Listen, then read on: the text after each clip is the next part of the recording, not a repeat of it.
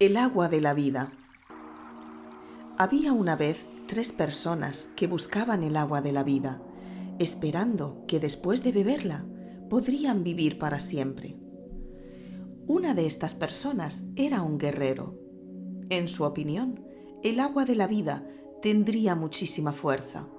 Sería algo así como un torrente o como una catarata, y por eso se había embutido en una armadura. Se había provisto de una espada y de un escudo. Se había equipado con un puñal y con una maza, además de una lanza, de un arco y unas flechas. Caminaba al límite de sus fuerzas, con toda la impedimenta, pero estaba convencido de que así podría vencer al agua y bebérsela. La segunda persona era una hechicera. En su opinión, el agua de la vida era mágica, algo así como un remolino o un geyser, de manera que podría controlarla con un hechizo. Para ello, se había enfundado en una larga capa estrellada. Se equipó con la varita más poderosa de su colección. También cogió todas las pociones de su bien surtido armario y, por lo que pudiera surgir, guardó en un saco todos los ingredientes necesarios para cocinar cualquier pócima. Por último, para no dejar nada al azar, se llevó sus 10 libros de hechizos. La tercera persona era un mercader. En su opinión, el agua de la vida era tremendamente costosa, algo así como una fuente de perlas o de diamantes. Por ello, decidió llenarse todos los bolsillos de su atuendo con monedas de oro, cargar con pesadas alforjas llenas de dinero, un cinturón repleto de piedras preciosas, sedas bordadas en oro y alfombras tejidas por los más hábiles artesanos.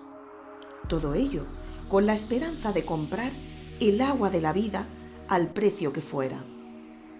Tras largas y agotadoras jornadas, después de idas y venidas, de atravesar junglas impenetrables y abrasadores desiertos, finalmente llegaron al lugar. Cuando los viajeros llegaron a su destino, se encontraron con que todos estaban equivocados. En realidad, el agua de la vida tenía poco o nada que ver con lo que ellos habían imaginado. Por lo pronto, no era un torrente susceptible de ser intimidado por cualquier muestra de fuerza, ni tampoco amenazaba a quien se le acercara. Tampoco era un remolino rugiente, misterioso, ni mágico que pudiera ser encantado por un hechizo o sortilegio. Y naturalmente, no era una fuente de perlas o de diamantes, ni de piedras preciosas que pudiera comprarse con dinero o ser cambiada por costosísimas mercancías. Era, simple y llanamente, un pequeño lago de agua dulce y brillantes aguas oscuras. En realidad, lo único que hacía falta para beneficiarse de los poderes mágicos del agua era arrodillarse y beber. Ahora bien, esto resultaba mucho más difícil que cualquier cosa que hubieran imaginado.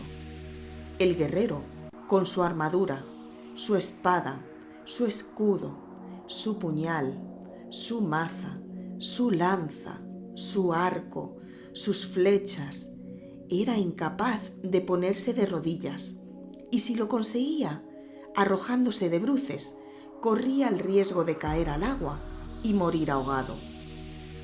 La coraza y las armas lo protegían, pero también le impedían alcanzar lo que deseaba.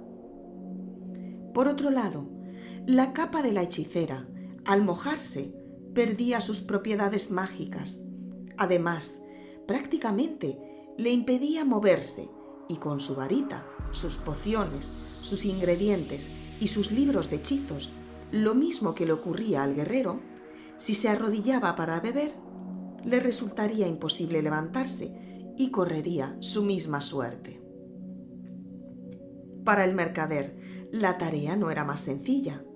Con los bolsillos llenos de monedas de oro, con las pesadas alforjas al hombro, con su cinturón repleto de piedras preciosas, con sus sedas bordadas en oro y con sus carísimas alfombras, era seguro que al inclinarse para beber, el peso le vencería y también moriría ahogado. Así que allí permanecieron durante largo tiempo, caminando alrededor del lago, buscando la forma en que pudieran beber del agua de la vida sin perderla en el intento. Finalmente, cuando el desánimo y la desesperación habían hecho presa de ellos, se dejaron caer derrumbados a la orilla del lago. Postrados de esa guisa, observaron cómo un pajarillo iba y venía, en un recorrido incansable. Estaba construyendo su nido. En cada viaje transportaba una ramita.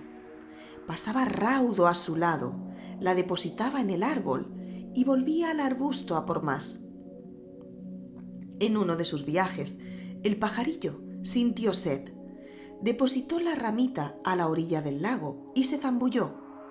Emergió, recogió su ramita y siguió construyendo su nido. Los 3 viajeros que habían observado al pajarillo comenzaron a reír de forma descontrolada, casi histérica, y entre carcajadas soltaron toda su carga, se desnudaron y se zambulleron en el agua de la vida.